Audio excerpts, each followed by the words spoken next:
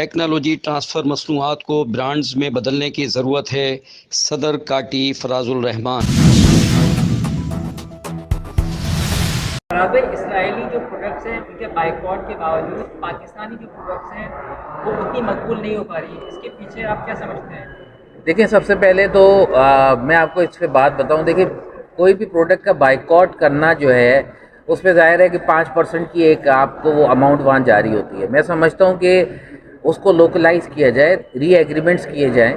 اگر تو پیپسی جو ہے وہ ایک پاکستانی بندے کا 95% اس کا پروفٹ جو ہے وہ پاکستانی بندے کو جا رہا ہے اور 5% باہر جا رہا ہے، تو آپ ان کو پش کریں کہ بھائی ٹھیک ہے، وی ڈونٹ لائک پیپسی، کوئی اور نام رکھ لیں، آپ پاکستانی پیپسی رکھ لیں، کوئی اور نام کر لیں، آپ رائلٹی دینا بند کر دیں ان کو۔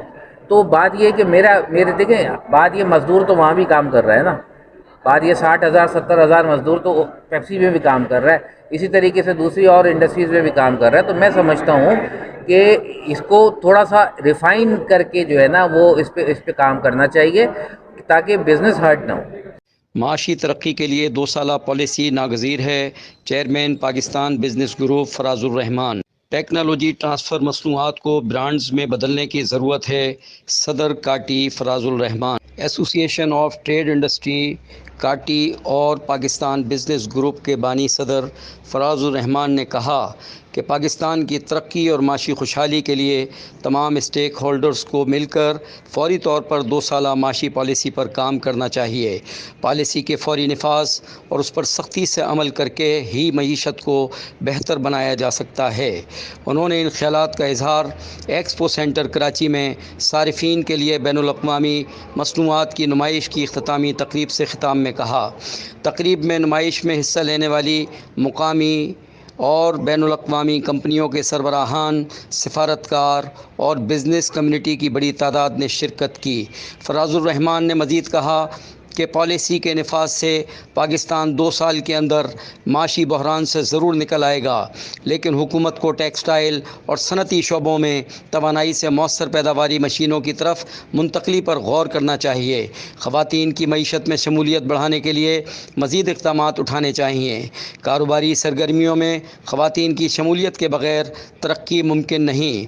انہوں نے کہا کہ ترقی یافتہ ممالک سے ٹیکنالوجی کی منتقلی اولین ترجیح ہونی چاہیے تاکہ دنیا میں نافذ بہترین اور اعلیٰ معیار اپنا کر اپنی مصنوعات کی بہتر مارکیٹ اور قیمت کا تعین کر سکتے ہیں۔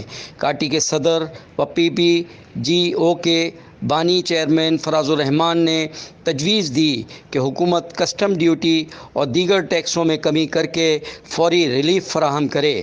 انہوں نے مزید کہا کہ یہ نمائش کراچی کے سافٹ امیج کو اجاگر کرنے میں اہم کردار ادا کرے گی، جبکہ بین الاقوامی کمپنیوں کو پاکستانی مارکیٹ کی صلاحیتوں کو تلاش کرنے کے لیے ایک پلیٹ فارم فراہم کر رہی ہے۔ نمائش میں ہونے والے معاہدوں سے مقامی سپلائرز اور عام لوگوں کو مواقع فراہم ہوں گے۔ فراز الرحمان نے مزید کہا کہ اس طرح کی نمائش سے براہ راست بیرونی سرمایہ کاری بڑھانے میں مدد ملے گی، جبکہ مقامی طور پر تیار ہونے مصنوعات کو عالمی منڈی تک پہنچانے میں بھی یہ نمائش سود مند ثابت ہوگی۔